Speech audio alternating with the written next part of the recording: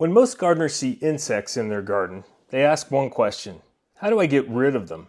But what if insects aren't the problem? What if they're just clues? Just like weeds reveal what's happening in your soil and mushrooms tell you what's happening underground, insects can tell you an enormous amount about the health, balance, and biology of your entire garden ecosystem. This is Master Gardener Steve, and today we're learning how to read those signals. First up, pill bugs, Roly Polies. Lift a board, pull back some mulch, move a pot, and there they are. Most gardeners assume they're pests. In reality, pill bugs are one of nature's cleanup crews. They feed almost entirely on decaying organic matter. When you're finding a lot of pill bugs, your garden is telling you that the organic matter is actively breaking down, soil moisture is being retained, and the decomposition cycle is working. That's your soil food web functioning exactly as it should. Now, if a population gets very high and seedlings are scarce, they may occasionally nibble tender young plants.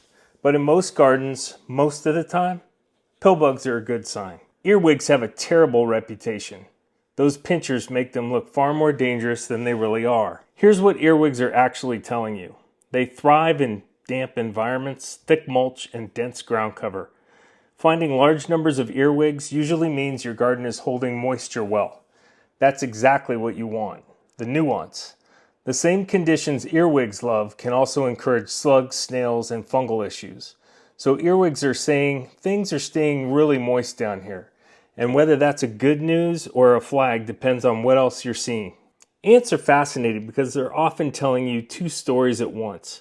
First, large ant colonies often indicate dry, well-drained conditions, sandy soils, areas that aren't getting enough irrigation. But here's the more important signal. Many ant species actively farm aphids. They protect aphids from predators and feed on the sweet honeydew aphids produce. So when you see ants climbing stems and moving along leaves, don't just watch the ants, look for aphids. And when you find aphids, ask the next question. Why are they here? Aphids are attracted to soft new growth and nitrogen-rich plants. A sudden aphid explosion can mean excellent growing conditions, or it can mean you've over-fertilized. Either way, an aphid is not random. It's responding to something. Think detective, not exterminator. Many gardeners mistake hoverflies for bees or small wasps. They hover in place, they're striped, and they move fast. But hoverflies are among the most beneficial insects in the garden. Adult hoverflies are pollinators. They're drawn to flowering plants for nectar. Their larvae are aphid predators. So when you see hoverflies, your garden is telling you two things. First, you have a flowering resource that supports beneficial insects. Second, if hoverfly numbers are high, it's worth checking nearby plants for aphids. Their larvae need them. Hoverflies are a sign that nature's biological controls are already assembling, that something's worth celebrating. If you see a delicate, pale green insect with large transparent wings resting on a leaf in the evening, that's a lacewing, and it's one of the best signs your garden ecosystem is maturing.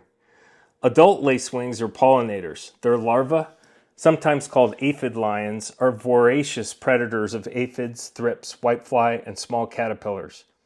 Lacewings show up when flowering plants are present and when pest population give their larvae a food source.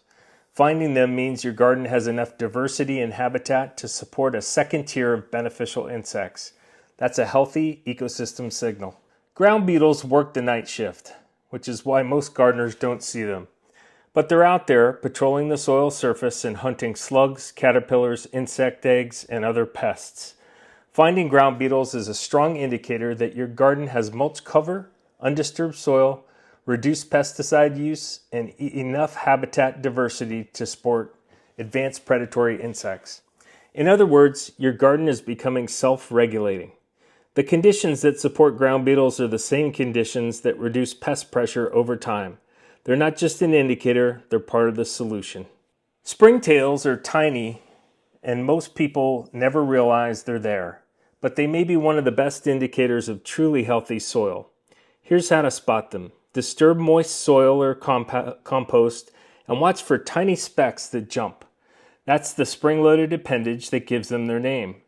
Springtails feed on fungi, organic matter, and decaying material. They're directly tied to the same fungal networks we covered in the mushroom episode. Where mycelium is active, springtails are usually present.